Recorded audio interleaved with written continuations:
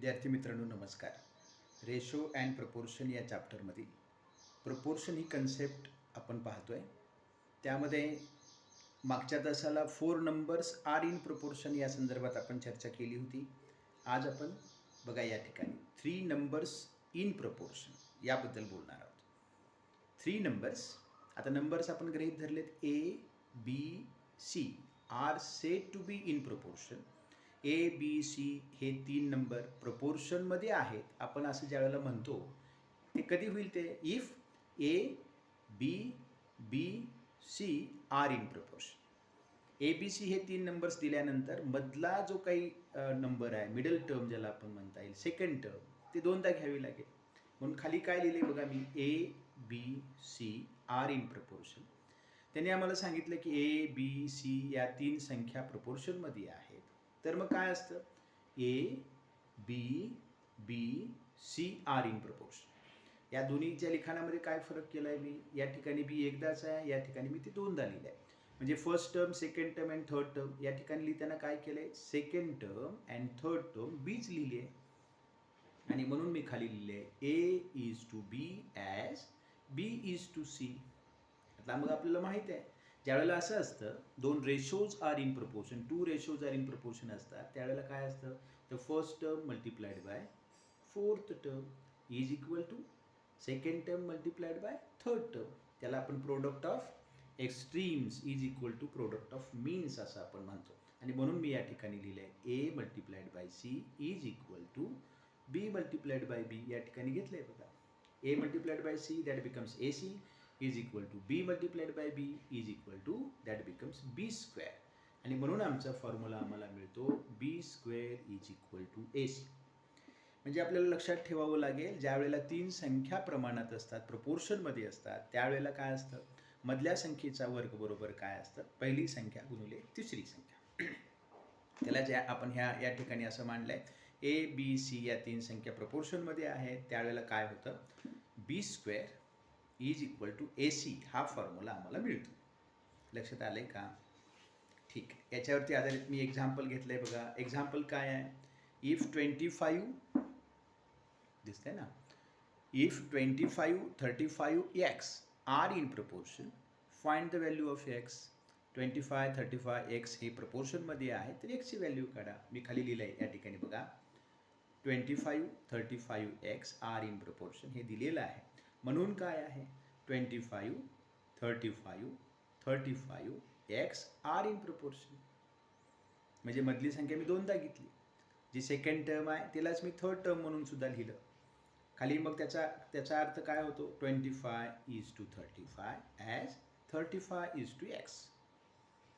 आणि मग product of extreme 25 multiplied by x is equal to आहे 35 multiplied by 35. Product of extreme is equal to product of means. आणि म्हणून मग एक्सची व्हॅल्यू काढताना काय होईल, x is equal to 35 multiplied by 35 या ठिकाणी घेतलं, डिवायडेड बाय इकडचे जे 25 ते डिवाइड करेल. करा सिम्पलेस्ट. 5, 5चा 25, 5 7चा 35, 5 1चा 5, 5 7चा 35 आणि 7 7चा 49. म्हणून एक्सची व्हॅल्यू आली 49. आता बघा, ह्यालाच मी दुसऱ्या मेथडनं असं सोडवलं आहे, ऑर मेथड म्हणूयात आपण. 25, 35x प्रपोर्शनमध्ये आहे. 25 ही A टर्म आहे, 35 ही B टर्म आहे आणि x ही C टर्म आहे. आणि म्हणून आम्हाला फॉर्म्युला काय दिला होता, मी या ठिकाणी इथं दिला आहे बघा formula, B square is equal to AC. तो फॉर्म्युला लिहिला. B काय आहे, 35, 35चा square is equal to A term कोणती आहे, तर 25, 25 मल्टिप्लाइड बाय C टर्म कोणती, तर x. हे आम्हाला इक्वेशन मिळालं. मग ह्या ठिकाणी घ्या 35 मल्टिप्लाइड बाय 35, 35चा स्क्वेअर म्हणजे 35 मल्टिप्लाइड बाय 35 अपॉन हे 25 डिवाइड करेल. सिम्पलेस्ट केलं तर 5 5चा 25, 5 7चा 35, 5 1चा 5, 5 7चा 35, 7 7चा 49. दोन्ही पद्धतीने मी हे एक्झाम्पल सोडून दाखवलं आहे. यामध्ये मी तुम्हाला काय समजून सांगण्याचा प्रयत्न केला आहे, 4 संख्येच्या ऐवजी जर 3 संख्या प्रमाणात असतील, if the 3 numbers are in proportion, आम्हाला मग त्यावेळेला इक्वेशन काय मिळतं, B square is equal to AC. A, B, C या 3 संख्या प्रपोर्शनमध्ये आहेत, त्यावेळेला मधली जी संख्या असते B, त्याचा वर्ग हे कशाबरोबर असतो, A आणि Cच्या मल्टिप्लिकेशन बरोबर असतो. Very good. दुसरं एक्झाम्पल बघा या ठिकाणी. हां, The second example, if 9x 49 are in proportion. तीन संख्या दिल्या आहेत, पहिली संख्या 9 आहे, दुसरी x आहे, तिसरी 49 आहे. R in proportion, find the value of x. तर x ची व्हॅल्यू काय आहे? या ठिकाणी बघा मी लिहिलं आहे 9x 49 आर इन प्रपोर्शन. म्हणून आम्हाला काय लिहिता येईल? 9x 49 R in proportion. तीन संख्येच्या ऐवजी मी त्याला चार संख्या करून लिहिलं, पण लिहिताना काय केलं?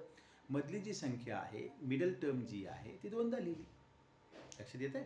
9x 49 R in proportion. म्हणून आम्हाला कसं लिहिता येईल? 9:x as x is to 49. म्हणून product of extreme 9 multiplied by 49 is equal to x multiplied by x, product of means. आणि म्हणून बघा x multiplied by x that become x square is equal to 9 multiplied by 49. आम्हाला value कशाची काढायची? We want to find out the value of x. आणि म्हणून मग x स्क्वेअरच्या जागी x लिहिलं, इज इक्वल टू होईल याचा काय करा? स्क्वेअर रूट काढा. 9 आणि 49चा square root. x is equal to square root of 9 multiplied by 49. 9चा स्क्वेअर रूट 3, 9चं वर्गमूळ 3, 49चा square root 7. And so x is equal to 3 multiplied by 7 21. म्हणजे या ठिकाणी आम्हाला x ची व्हॅल्यू फाइंड आउट झाली. दुसऱ्या मेथडला, आता ही दुसरी मेथड पुन्हा मी त्याच्या खाली लिहिण्याचा प्रयत्न केला आहे. 9x 49 आहे. 9 ही काय झाली? ए नंबर झाला. x b आणि 49 c. फॉर्म्युला काय आहे आमचा? B square is equal to A C. B काय आहे? ते x आहे. So x square is equal to A आहे 9 मल्टिप्लाइड बाय 49. त्याच ठिकाणी आलो आम्ही पुन्हा. x is equal to square रूटमध्ये 9 मल्टिप्लाइड बाय 49 आणि मग x इज इक्वल टू 9चा स्क्वेअर रूट 3 आणि 49चा 7. x is equal to 21. लक्षात आलंय? बघूया 3 नंबरचे एक्झाम्पल या ठिकाणी बघा. 55 is to 11, so as x is to 6, then x is equal to question mark. x ची व्हॅल्यू काढायला सांगितले. लिहून टाका 55 is to 11 as x is to 6. Product of extreme म्हणजे 55 गुणिले 6. 55 multiplied by 6 is equal to product of means, मध्यपदांचा गुणाकार, बरोबर आहे 11 मल्टिप्लाइड बाय x. खाली घ्या 55 मल्टिप्लाइड बाय 6. हे जे 11 आहे इकडे येऊन डिवाइड करेल. 11 1चा 11, 11 5चा 55 आणि 6 5चा 30. म्हणून x ची व्हॅल्यू काय आली? x ची व्हॅल्यू आली 30. समजलाय? आणि आणखी एक एक्झाम्पल यात मी इन्क्लूड केलं आहे. 27 is to x as 63 is to 84. आणि म्हणून कशाची व्हॅल्यू काढा? Then x is equal to question mark. लिहून टाका 27 is to x as 63 is to 84. काय करणार तुम्ही खाली आता? 27 मल्टिप्लाइड बाय 84 करा. The product of extreme is equal to कशाबरोबर असेल? x multiplied by 63. लिहून टाका 27 मल्टिप्लाइड बाय 84. हे जे 63 आहे इकडे येऊन डिवाइड करेल. सिम्प्लेस्ट करा 9 7चा 63 आणि इथं काय होईल? 9 3चा 27, 7 1चा 7, इथं 7 1चा 7, 1 म्हणजे 14 झालं. 7 2चा 14 आणि 12 3चा 36. एक्सची व्हॅल्यू आली 36. विद्यार्थी मित्रांनो, आज मी प्रपोर्शन या भागामध्ये 4 नंबरच्या ऐवजी 3 नंबर जर प्रपोर्शनमध्ये असतील तर मग ते एक्झाम्पल कसं सोडवायचं याबद्दल चर्चा केली आणि त्यावर आधारित काही एक्झाम्पलसुद्धा आपण बघितली. निश्चित हा भाग तुम्हाला समजला असेल. यानंतर पुन्हा भेटूयात पुढच्या काही उदाहरणासहित. तोपर्यंत नमस्कार.